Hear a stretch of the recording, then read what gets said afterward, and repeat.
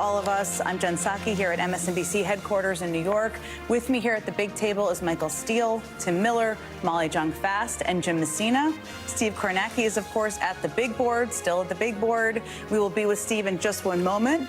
But first, let's get you all caught up very quickly on the state of the race at this hour.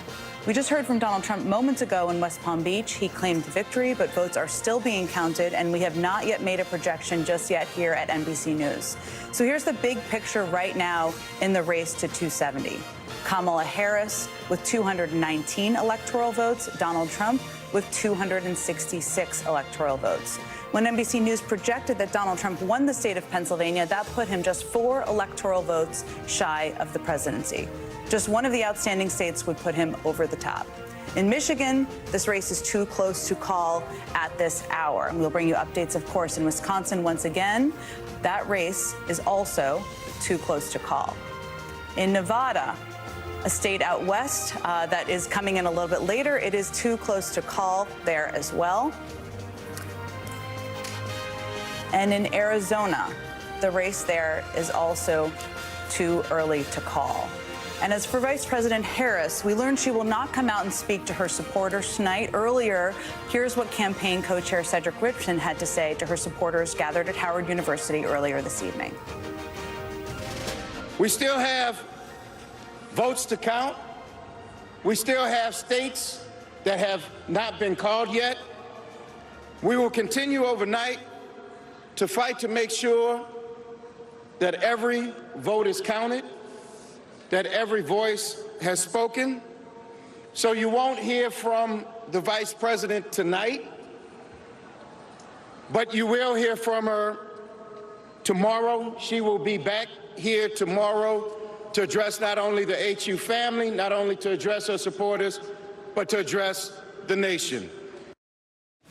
Okay, let's get right to Steve Kornacki at the big board. As I noted in my rundown there are some votes, some states we're still waiting for more numbers to come in on. So where do we stand now, Steve? What are we waiting for? Yeah, so I think the question is, at what point can Trump get to 270 here officially? So take a look at what's left. Gray are the uncalled states. One thing to keep in mind, you see Maine is uncalled here. Remember, Maine is one of the 2 states where they give out the electoral votes by congressional district. And this one, the big Western Maine District 2 has been a Trump district the last 2 elections. We got a lot of the vote in here right now. Trump is leading by 8 points in the 2nd district. Again, this is that, a lot of rural areas, a lot of small, mid-sized cities, like a Bangor, Maine, that kind of thing.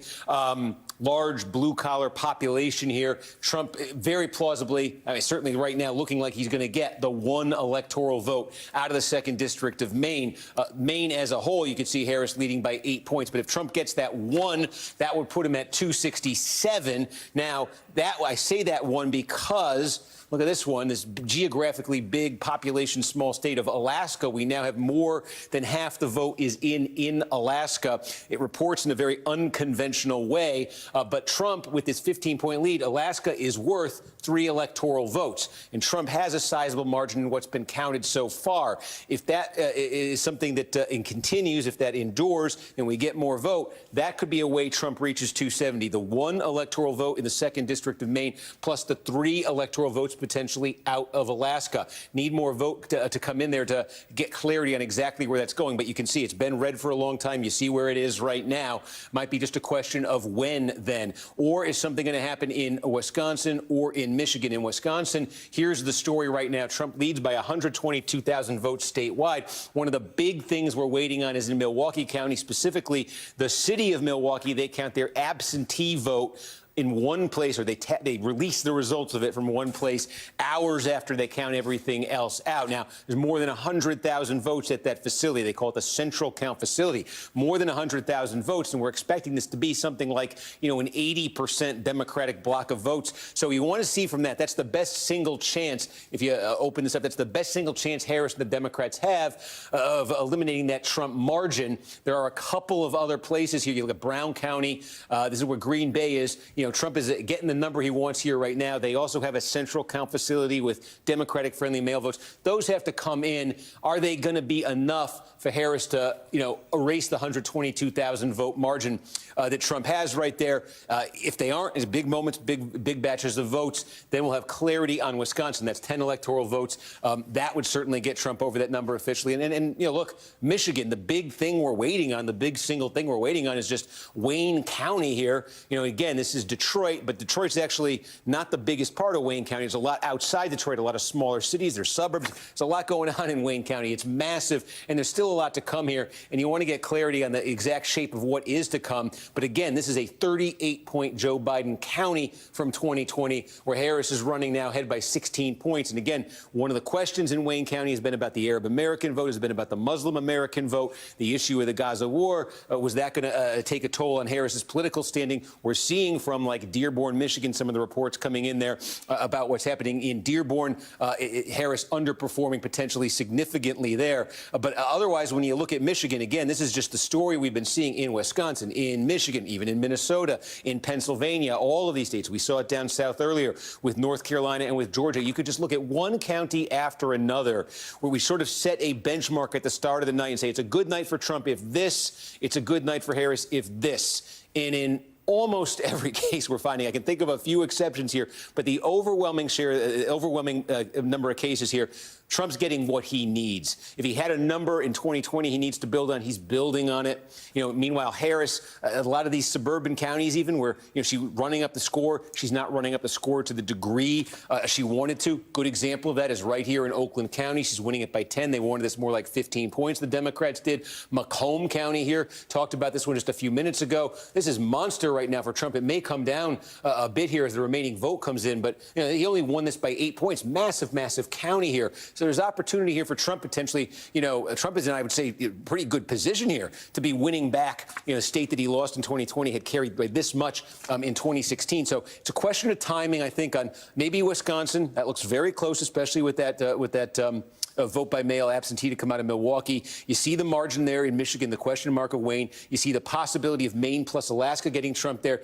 Arizona and Nevada, we're just at that point now where we don't get a ton more, and then it starts coming out incrementally over days. You see New Hampshire here, but, they're very, very slow counting with the remainder of the vote there. Trump 4.5 points down, 30,000 votes right there, and you don't expect that to suddenly hit 100% anytime soon. So it's kind of what we're waiting on to get to that official moment. And just one other thing I would point out here, flip this over and show you the national popular vote at this point, because Donald Trump, you can see here, has a lead of more than 5 million in the national popular vote. Now, we've been here in 2020 and 2016, and we said, well, California is going to take a while to come in. It's going to be massive for the Democrats. Of course, they'll win the popular vote. That is very much in doubt right now because we've had big changes outside of the battleground in some big states. And I just want to highlight a few of these because they are dramatic. Look, New York, it's still blue, but look at this. New York State, Trump has got this within 12 points with 94% in. He lost this by 23 points. He basically cut his margin in half. Double-digit gains for Trump in New York City. Take a look. We mentioned New Jersey tonight earlier. Harris wins New Jersey. This is on track to be the closest margin, the closest Republicans have come to winning New Jersey potentially since 1992. Look what New Jersey was 4 years ago, a 16-point Biden win. Keying Trump here in New Jersey, getting this close. Heavily Hispanic areas, just leaps and strides, gains for him there. Take a look at Illinois. How about this one? 91% of the vote is in Illinois. 4 points for Harris, 17 points for Biden 4 years ago. Big, enormous blue state. Trump not winning it, but look at the popular vote margin that he's cutting into there. Another one we didn't talk anything about tonight. It's not close, but look at Maryland. 60-37 for Harris in Maryland. This was a 33-point state for Joe Biden a few years ago. So you're just seeing Trump lop off. Those add up potentially to millions of popular votes that he lost 4 years ago that he's now losing tonight. And so the possibility that Donald Trump, even when California is all counted, ends up winning the popular vote in an outright majority, that's very real right now. Steve, there's a lot to take in and digest. I wanted to just go back, if you don't mind, to Wisconsin for a moment, since we're waiting on that one. And that is a state that we've been talking about for months as one that was within 1% the last two presidential cycles. I know we're waiting for a vote, But as you look at that state and where things have gone wrong, I should say, for Harris, tell us a little bit more about that, and also the margins and what are the possible margins in terms of what it could be, because it does not seem like it's within 1%, but you tell me if I'm wrong there. Well, it should close, and maybe considerably, because again, the biggest outstanding, the biggest sources of outstanding vote here would be, again, in the city of Milwaukee, in Milwaukee County. Look, it says only about 69% of the vote is in. Overwhelmingly, what that is the absentee vote from the city of Milwaukee. So the most Democratic-friendly type of vote, absentee, from the most Democratic city, biggest, most Democratic city, one of the most Democratic cities in the state. So whatever happens there, Harris is going to net tens of thousands of votes more when that absentee vote is released there. Look at a place like Brown County, where Green Bay is. 90% is in. But again, this is a place that does that absentee late separate location. So this might come down a touch. There's a few other places on the map where she's going to benefit from that late absentee count. Is it enough to overcome what is now a 120,000 vote lead for Trump statewide? That's difficult. It's not impossible for her, but that'd be very difficult right now. But to come down and land back in that, really tight zone we know Wisconsin likes to be in, that's very possible. In terms of the big picture story you see out of Wisconsin, is a continuation of the trend here in the Trump area in Wisconsin, and it's simply this, that a transformation of Wisconsin politically. It is not long ago that you would have been looking at this map, even in a close race in Wisconsin, and you would have been seeing blue all over the place here, along the Mississippi River, all sorts of rural blue-collar counties. Democrats were winning right through Barack Obama in 2012, and Donald Trump came along, and we could show you counties where he's had net gains of like 40 points over what Barack Obama was doing. And you just take them one by one. They're small, rural in a lot of cases, but Trump's made further gains in those places tonight. So they just add up. You could take dozens of these counties, aggregate them together. Trump's made significant gains just by adding 2-3 points in those places. We called it at the start of the night, to look at Outagamie County, to look at Winnebago County. This is where Oshkosh is. Was Trump going to be hitting his 2020 number? Or was he going to be hitting his 2016 number? Now it's 12 right now. There is some of that mail to come in, but right now he's above both of those. And the Democrats, meanwhile, look, they did get ahead here in Dane County, where Madison is. That 188,000 does mark a bigger margin for them out of Dane than they got last time. I think they might have wanted more out of here. But again, with that mail to come in Milwaukee, there's still a chance here for Harris in this state. But I think wherever it lands, it will be in that very close zone. And again, we just see this Michigan and Wisconsin, even in Minnesota earlier, those rural blue-collar counties. Trump just squeezing more and more out of them.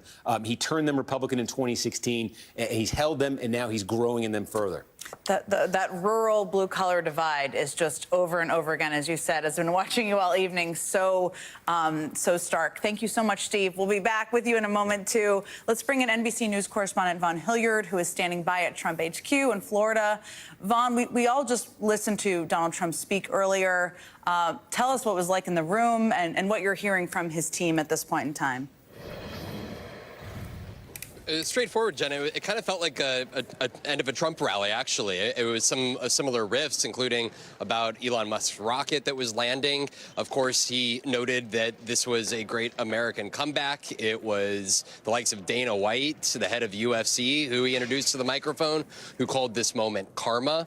But for the room here, this was a confident crowd that thought that Donald Trump was going to win, and he did exactly that. I think last night I was talking with the producer colleague, Dan, who I traveled with the last 2 years on the road. We were talking about the extent to which we didn't even understand the own country, despite traveling to all 50 states and back here and talking to as many voters possible, because this was a moment, a reckoning, to wholly understand just how far the MAGA movement had expanded, just how far Donald Trump's realities or his proposals that an American government under his type of executive power would be able to benefit lives of Americans who didn't even vote for him in 2016 and 2020. Just how far-reaching would that play? And he was able to get Elon Musk on board. We watched Twitter, now X, essentially become a town hall of so often falsehoods and conspiracy theories and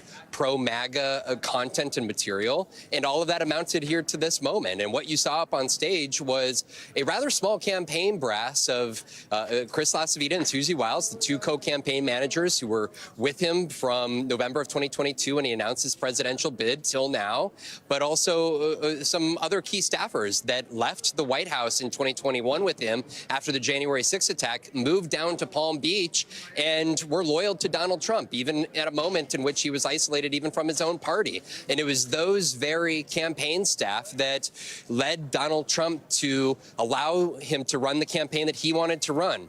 That was an unvarnished one, an uncensored one that included name-calling, no apologizing, proposals that included putting 20 to 30% tariffs on all goods coming to the United States, having Elon Musk come in and cut 1/3 of the federal budget. You know, just this weekend, he suggested he would put Herschel Walker in charge of U.S. defense missile shield system.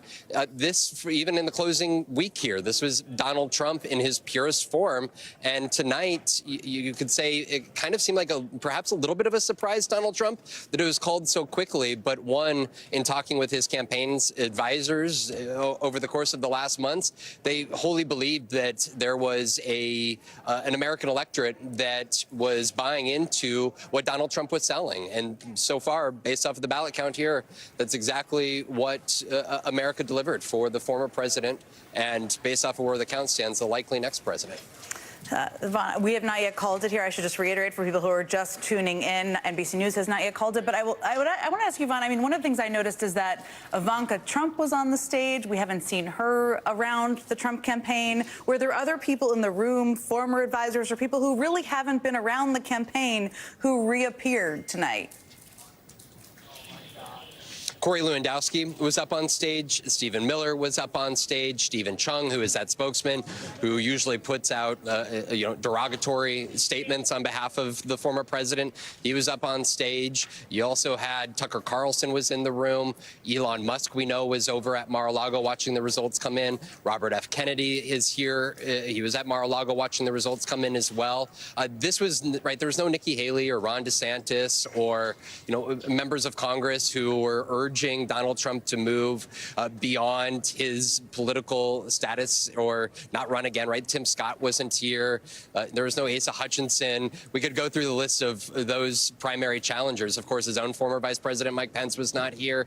This was Donald Trump is, and what we've, Howard Lutnick, who is one of the transition co-chairs, he was up on stage, and I was talking to him just last week, and he said that they will make sure that there are only members in his next cabinet administration who are truly loyal, who they trust, noting that the likes of Mark Milley and James Mattis and John Kelly, they will do everything in their power to make sure that they have vetted and they know the entities that are coming into the next administration. And I think that this was a moment here where those people lifted Donald Trump up to essentially the greatest resurrection in American political history. And now, just in the last couple minutes, you see the likes of President Zelensky and Prime Minister Netanyahu already posting statements on X congratulating Donald Trump, a key recognition that this immediately has major international repercussions that extend well beyond American politics, but one that has direct impact on two active wars that are going on. Of course, Donald Trump, if he is elected president, wouldn't take office until January 20th, yet that does not mean that there are not calculated decisions that are taking place in real time overseas, understanding that very well there's a likelihood or a potential of this current Republican candidate for president potentially taking the White House again. It's such an important point. The national security differences between these candidates are a very important part of what the impact could be here, and one we'll definitely be discussing. Vaughn, I know you've been up and standing there for about 19 hours. Thank you for staying up with us, and really appreciate you bringing us your insights. You know the team and the Trump team so well. Let me just turn to our amazing panel here, and there's so many things to discuss, but I want to start with you, Jim Messina. You and I have worked together a lot over the years. I was describing what a boiler room is earlier. You can probably describe it better than I do, but you're a data guy. As you're looking at this data, I don't want to ask you what surprised you. I want to ask you kind of what struck you as different from what maybe a lot of people out there thought would be where things stand right now. The fact that the Trump theory of the case on rural voters really was true. You know, I freaked out a bunch of Dems on Sunday on your show when I said, look at the early vote numbers. The enthusiasm for Trump in rural is real. And that's exactly what you saw. Kornacki was just going over it. He's just doing better than he'd ever done before and just running up these things. And the other thing was the Latino number. It's just, you cannot look at those exit polls and not think that is amazing. Going forward, the Democrats have a real rural problem, and they have real communication challenges to a whole bunch of groups, including young voters and Latinos, that we thought we had a better message to and just didn't at all. Those are the two things that really struck me so far. The rural city divide is one that struck me earlier as well in the evening. And 8 years ago, a lot of the focus was on education. Is education a part of that as well, or is it more community, cultural, and kind of you're living in a rural area, you're living in a city? I think it's cultural, right? I think the Democrats no longer speak to a whole group of people in these places. I mean, they were just laying it out. Barack Obama did 40 points better than Kamala Harris in some of these precincts just 12 years ago. Like, we have just stopped being able to communicate with these people, and they no longer feel seen by the Democratic Party. And that is a challenge going forward. I hope we don't all rush. I hope we all take some time, look at all these things, do a comprehensive report, and talk about how to move forward, because we got our butts kicked tonight, and we got to figure out how to move forward in a way that gets us back to being the majority party we used to be. Tim, as I said to you earlier, I always hate it when people say it's a communications problem. It's not the totality of it, and that's not what Jim Messina is saying either. But there is this question of how to reach, because there's been a reliance by Democrats on running up the city vote, running up the suburban vote, expanding the blob, as Steve Kornacki always says, the blue blob. You've actually worked in Republican circles. What is going wrong here on that front? And I just think the Democrats right now have to just reckon with the fact that there's a fundamental brand problem with the party as far as not reaching, like, huge swaths of the country. You know, Jim listed a couple of them with rural and Hispanics. But if you look at the exit polls, Trump gained with every demographic group except college-educated women. Everyone. Black men, Hispanic men and Hispanic women, non-college women. So like, it wasn't really even a race and gender thing in particular. It was widespread. And there's a brand issue. And to your reference about my kind of time at the Republican Party, I look back at 2012 when we lost with Romney, right? And afterwards, we did the autopsy and we looked at it and we're like, we need to fix this little thing or that little thing. And that might make the difference if we reached out to this group more or that group. The reality was that the Romney-Ryan party did not appeal to broad swaths of the country. It did not appeal to black and brown Americans. It also didn't really appeal that much to working class Americans. You know, Obama cut into his margins there. That's where the Democrats are right now. They get so when you say communicate, yeah, but it's more like we got to figure out how to talk to them. It's not about like a talking points. Like Democrats have to think about how their brand is resonating outside of college-educated, urban and suburban, white America. Yeah, that's what I mean. It's bigger than a set of words. Yeah. And so people shouldn't define it as words, in my view. Michael Steele, I just want to ask you a big open-ended question about how you're taking in what we know now. We don't know everything. Right. There's still more votes to come in, but based on what we know now. So, you know, there's a lot of stuff inside of my head that wants to rage at this, but then I really kind of went back to what I wanted to do in 2010, and that's exactly what happened here tonight with the Republican Party or the MAGA Party. What I learned in that period of time was the American people always tell you what they want. You just better listen to them. But what do you think the American people are telling us they want? They don't like the whole. They don't like the whole thing. The impression that their kids are being put through some type of, you know, deprogramming or reprogramming, imagined or real. They think the economy is not their friend. They blame Joe Biden for this economy, right? No, for their personal economy. They're frustrated with, and you talked, Jim, you hit on the cultural piece, as did my friend here, Tim. The cultural piece is a huge piece for the American people. And what we learned tonight, it's not just the folks who live in the rural parts in the country, in the backwoods. It's people who live right over here off of Park Avenue, the people who live off of Pennsylvania Avenue in D.C. And the reality of it is, I think for our political system, because I'm going to set aside the MAGA piece for a while, because those Republicans, like myself and Cheney and others, the question becomes, what is the other narrative that you put up? Because once MAGA begins to do its thing, which it will, I mean, tonight was Donald Trump standing there basically reading everything that was on the prompter, looking like, okay, we got this. But you could see, and you know that there's going to be a slide into something else. Well, we've seen this movie a thousand times. We've seen this movie 1,000 times. But here's the thing. The American people are okay with that. So what's the countermeasure? What's the countermeasure to what we see Donald Trump do every day? Because clearly it's not enough to say democracy's at stake. Because the American people are like, yeah, I don't really feel that. I don't think that. Now, even though, ironically, in our own exit polling, folks were like, a democracy was important to them, right? Well, but just to dig into that for a second, yes, but majority say democracy under threat, 75%, but among voters who believe that, half went for Harris and half went for Trump. There you are. Right. That's exactly where I was going. So you've got this space where there's a lot to learn from tonight.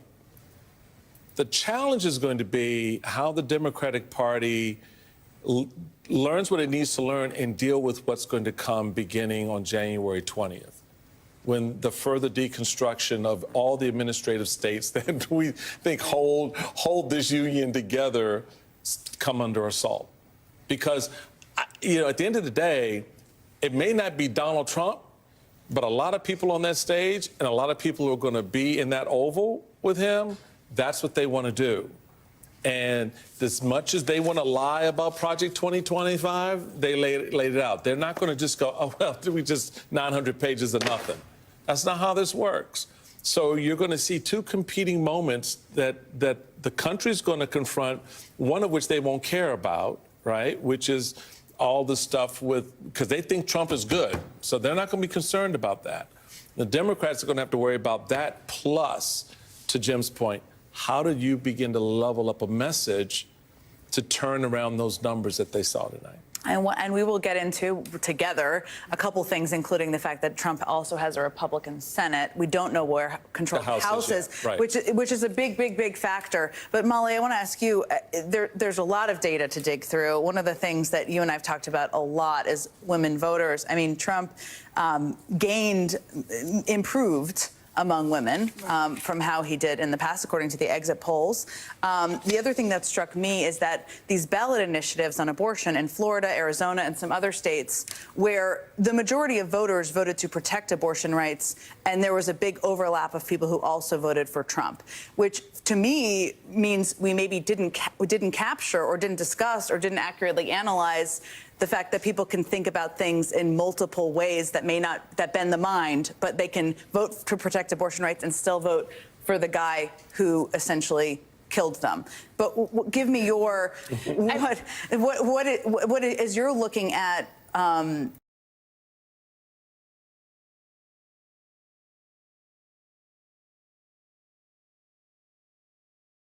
Women voters, abortion rights. The only bright spot in this entire night was that white college-educated women were not having it. That said, white non-college-educated women were all in. And I think that, look, we're in a completely different media universe than we were in 2012 or 2010. And I think that's a really important point. We don't know where people are getting their news. And remember, Donald Trump in that speech said it was a huge win for democracy. So his people also think that he's protecting democracy, which in itself is a huge communication problem here, right? And I think that, it's, when you would talk to the campaign, they would always be like, are we reaching people?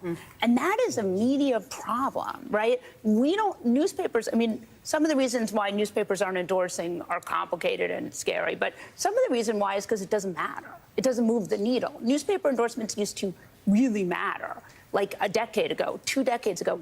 We have had a seismic shift in the way that people read news, watch television, all of that information.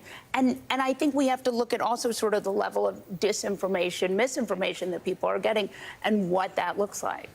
No, I think this is a big, huge part of the story that it's hard to even digest fully at this moment. But you have Elon Musk, who owns Twitter, X, whatever we're calling it these days, X, who is a disinformation propagandist and now has could potentially have a direct line to the Oval Office. You have, to your point, the way people are receiving information. There are platforms that many people have never even heard of that are massive communicators to voters, including Telegram, including... on the stage tonight, during the acceptance speech, they shouted out the Nelk Boys, Theo Von, Joe Rogan. There was one other one. I'm sure folks have heard about Joe Rogan, but a couple of those other ones that Trump, Aiden Ross, that Trump did interviews with, niche outlets, but have huge audiences. And a lot of the people, not everybody, but a lot of people that are consuming those kinds of news environments aren't. It's not like, to your point, how it's not 2010. It's not like they're then watching the nightly news. Right. They're not watching Lester at night. Right. No offense to Lester. Right. You know what I mean? Like, they're in their own bubble. And that's like the majority of the news that they're consuming. And it is going to be incumbent on Democrats and it's kind of funny that the Nelk Boys got mentioned in the acceptance speech tonight, I guess. But you also have to take this seriously and figure out how to talk to those people and how to have a message for those young men, because the Democrats do have a message for the young men, but a lot of times they weren't really trying to offer one. I want to come back to this. I think this is such an important part of the conversation because it's like how you think about how campaigns are run and operate, and it's just different quite a bit. But I do want to bring in right now Democratic Congressman Ro Khanna of California. Congressman, let me just start by getting your top-line reactions to what we know at this point tonight. Obviously, I'm disappointed. But look, the rebuilding starts today. No political party in modern times is out in the wilderness for more than a few years. I remember 2004, I was volunteering as a young guy all over for John Kerry. I totally was opposed to the Iraq War. And I was devastated that George W. Bush did not get defeated. And Alan Solomon was there. I still remember Boston quoted Dr. King, "The arc of the moral universe is long, but it bends towards justice. Keep going." And guess what? 4 years later, we had Barack Obama, the singular political talent of our time, in my view, and he ushered in a whole new hopeful vision of America. So I'm confident. We still have to see where the House is going to go, but I'm confident we're going to rebuild in 2026, and we'll win back the White House in 2028. And we've got to listen. We've got to go on some of these podcasts. I was just on All In. We should have done, in my view, Joe Rogan. Go on all the podcasts and listen to what we need to do and have a compelling economic message. But I'm still very hopeful about the party and our future. Let me ask you about control of the House. Republicans are projected to control the Senate. As we've noted, as you just noted, Trump is on the verge of winning the White House, which is going to make the House quite important. What are you hearing from your House colleagues about how things are shaking out tonight in some of these key races, some of which have been called, but some of which we're still waiting for, including a number in your state of California?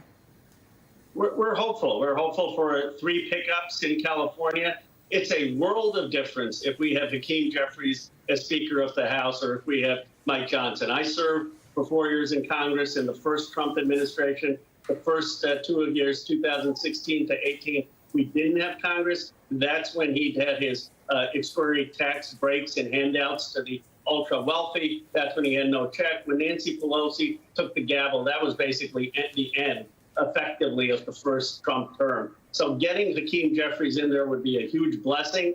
I think we have a real shot at it. It's going to be close.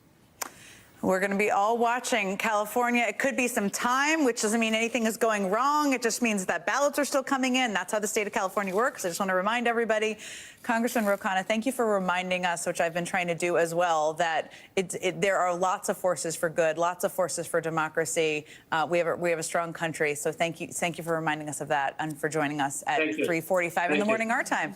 All right, I just want to come back to the table and continue kind of the conversation that we've touched on here. I mean, there's a lot of information we're getting in, but there is this question. I mean, the bro vote, as I'm just going to shorthand it, right? Trump got his highest share of young men that he's ever gotten in his 3 presidential runs. In North Carolina, Trump almost doubles his support from black voters since 4 years ago. So there are some key demographics that I think at this point, from what we know about the exit polls, everybody needs to be quite sober about. Yep. You've run a successful campaign, Jim Messina. Things change and evolve. I mean, I like to say that I had a Palm Pilot and I had a fanny pack when I did my first campaign. Yeah. Things have changed quite a bit. They change all the time.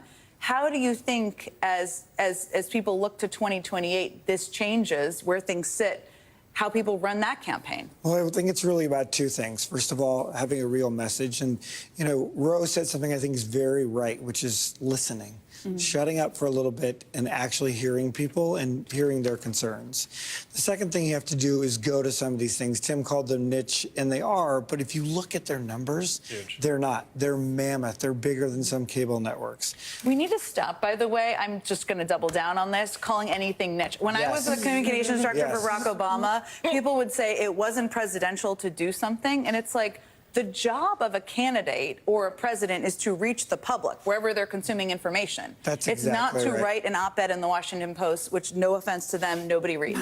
So right. Well, and TikTok is now the most dealt with political platform in America. And as you know, Democrats were on it for 2 years because the Biden administration was fighting about it. Right. That evolution, figuring out what the next generation is, it really is both a message and it's a medium. And, you know, you've got to kind of continue to grow with that. But some of it is just really hearing these people, feeling seen. Part of the rural vote numbers, I think, those communities didn't feel seen by the Democrats, didn't feel seen by this. The other word we haven't mentioned yet tonight is economy. I mean, if she was going to win tonight, she would have been the first person in 50 years to lose the economic argument and win the presidency. And, you know, we have an economic messaging thing, and it's really been Donald Trump's sweet spot. And Democrats have got to figure out how to take back the economic argument, because when Bill Clinton and Barack Obama and Joe Biden were winning presidential elections, they won the economic argument. Yeah. Why do you think that is on the economic? You're a messaging guy. Give us your take, Tim. Bill Clinton was good at making people think that he cared about them.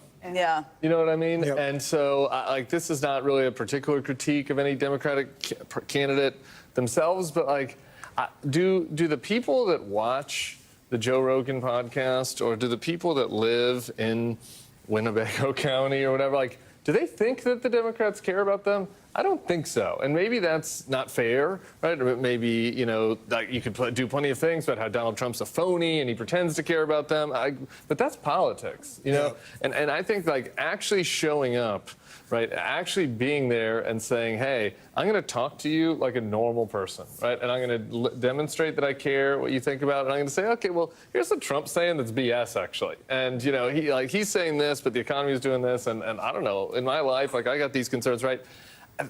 I feel like the Democrats have gotten into a very talking point friendly way a lot of times. So it's not really about, like, me giving them something to say. It's about just being more authentic, right? In these we're not calling them niche media outlets, right? But, like, when you go there, being more authentic. And I obviously think that there are actual economic policy issues you need to talk about as well. But, like, the very first step right now is being missed. I think we can just be honest about that. Can I just ask a question?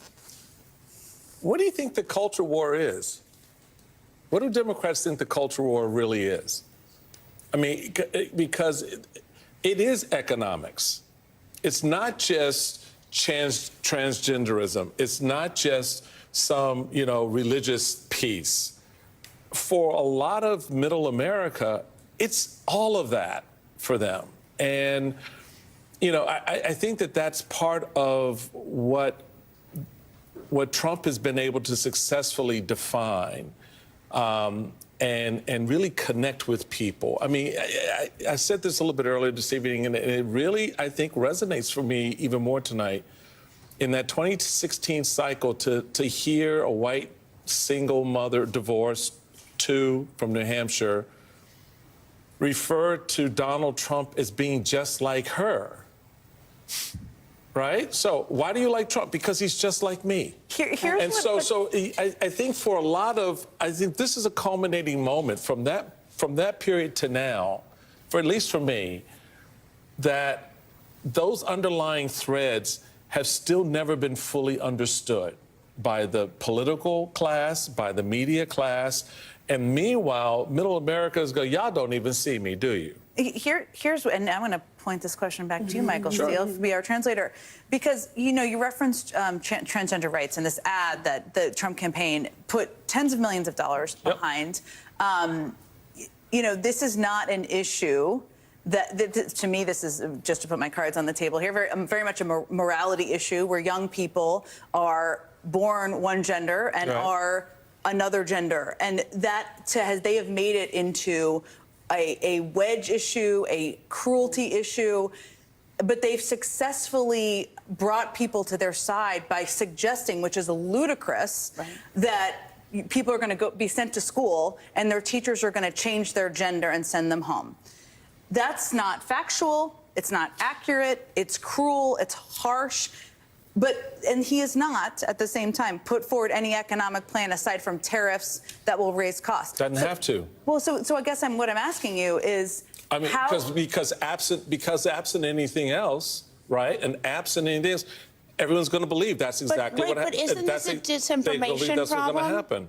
Isn't this a disinformation problem? But you got to go in there and combat the disinformation. Thank you. That's what I'm saying. There you go. I'm not saying that the Democrats have to throw trans kids under the bus. There you but go. should any Democrat go into a conservative space and say, you're saying that Kamala Harris is going to do, or Donald Trump's saying that Jimmy's going to go into school and come out Jenny. Like, that's not true. Here's what we want to do. Like, here's how we do, here are the protections we want in place. Here are the protections for the girls' sports we want in place. Like, we want to respect everybody. Did anybody actually try to do that? I don't think so. And that would be a criticism I might have about the campaign, is that they were very cautious. Very.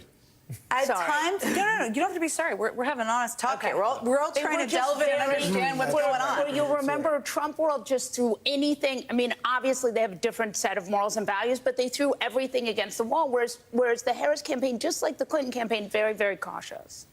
Do you guys agree with that? I'm not sure I agree with that. I think they would try to be focused. I think they tried to stay on message, and their theory of the case was democracy and abortion. And they ran that play, and they were very focused on it. Now, it turned out not to be the right play, but I think one of the things that they should get some credit for is they had a theory of the case, and they prosecuted that case. They did, but it goes to what Tim just said. So their theory of the case was democracy and abortion. And Donald Trump's theory of the case was everything else. Yep. And no one bothered to pay attention to what his theory of the case was. And so when you couple that, and I was just looking at some of the responses from, some of my friends, who've kind of been watching this and are aligned with Trump. Their view was, you guys completely missed what the country was saying. And the country was saying, yeah, you know what? We're not about forgiving student debt because a lot of hardworking people out there spent a lot of money, and okay, you got to pay your bills. I mean, and so you've got to be able to have an answer for that mindset that believes that if you go and incur a debt, right, I don't have to pay for it, because that's what it boils down to. You incurred $100,000. Nobody told you to go to Harvard. My kid went to community college, paid his bills. So now you're asking me and him to pay yours? So that's part of the culture piece that oftentimes gets misunderstood or mistranslated into something else. And there's just a visceral reaction to it. And meanwhile, Trump goes, see, they still don't get who you are, do they? Meanwhile, he's marching on down the road with folks. And tonight is what you see. America will always tell you what they want. You just need to listen to what they're telling you. He did. And apparently the Dems, Kamala's campaign, however you want to fashion it, over the course of time, and the shift to Kamala and all of that, and Joe Biden waiting until all of that didn't matter to those folks in the middle of the country. I have one little nitpick. Sure, no, Did he? okay, Sorry. Did he listen to what they wanted? What was that? Did he listen to what they wanted? I think that his vibe, think he did. Right, his vibe was good. Right, but I just mean, like reality, he did. I agree. We should just be honest. But it's not what the reality is for us. It's what it is for them. Sure. And they believed he did. And that's the bottom line. Okay, hold all these thoughts. Please disagree. Everybody digest, come back. We got to sneak in a very quick break. We've got more live coverage coming. The results still coming in. I'm Jen Psaki here at MSNBC headquarters in New York. With me here at the big table is Michael Steele, Molly Jong-Fast, Tim Miller, and Jim Messina.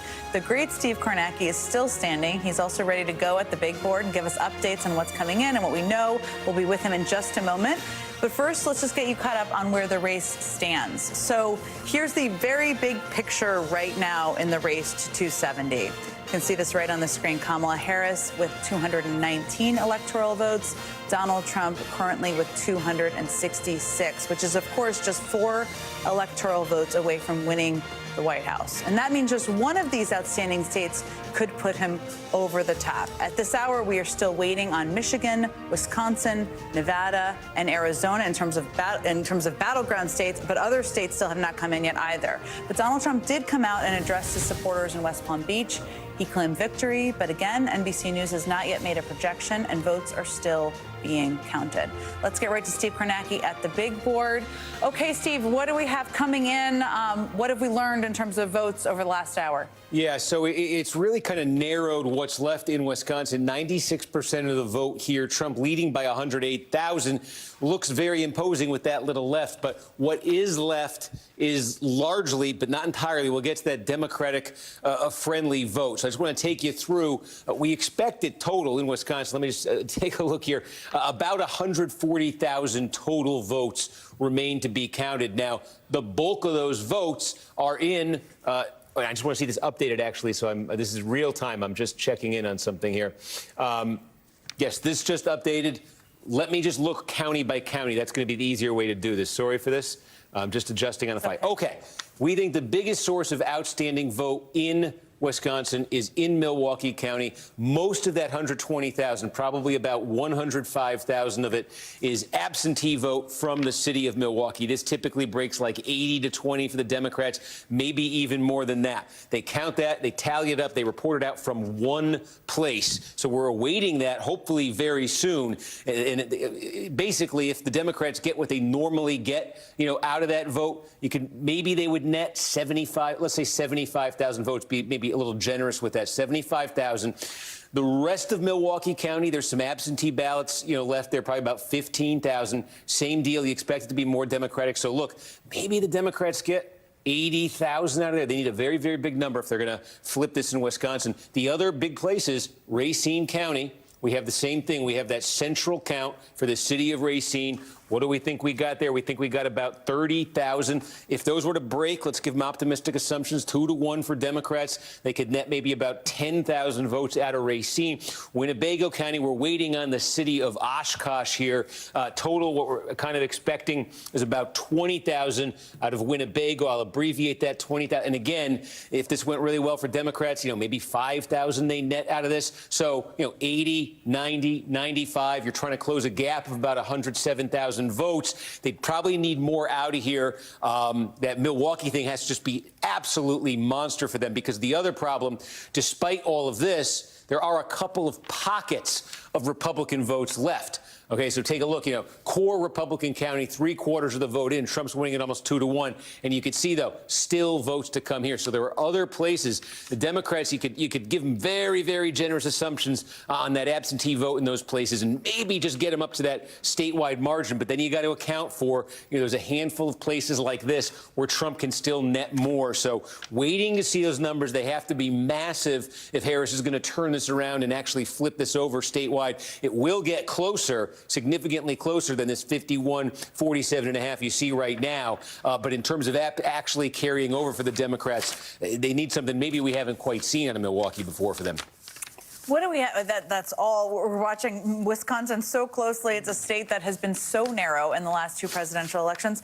What else are we waiting for in any of the other battleground states, Steve? What are the big holdouts? Yeah, so in Michigan, we've been talking about Wayne County, and we did just get a pretty big report out of Wayne County that takes us over to half the vote in Wayne County here. And again, you might have looked earlier, Harris was running under 60% before. Now she's getting closer to where Democrats want to be here. Again, compare this to 2020. Joe Biden won here by 38 points. Now it's inching up on 30. But again, this needs to be higher for the Democrats. Trying to piece together exactly where in Wayne County it's left, because again, there's all sorts of different suburbs, small cities. Detroit is in here as well.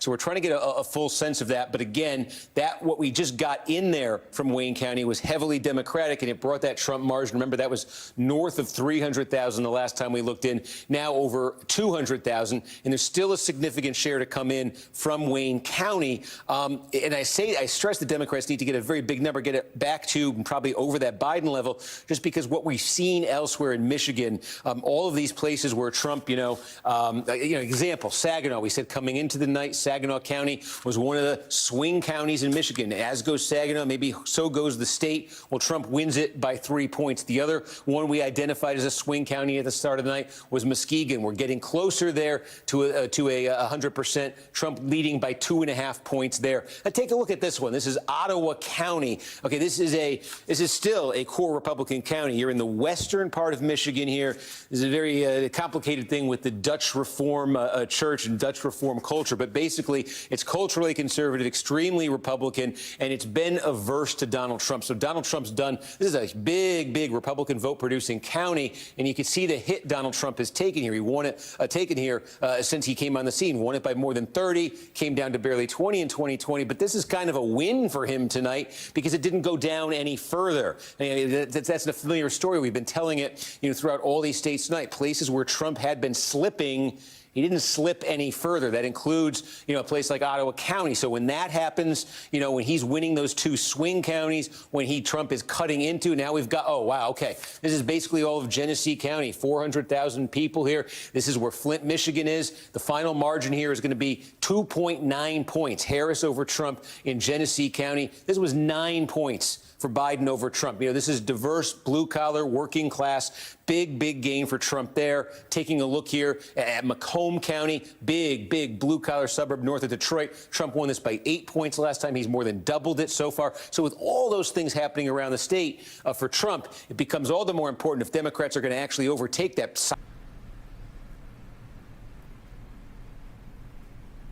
Sẽ móc một cạnh của chân gấu nãy mình móc.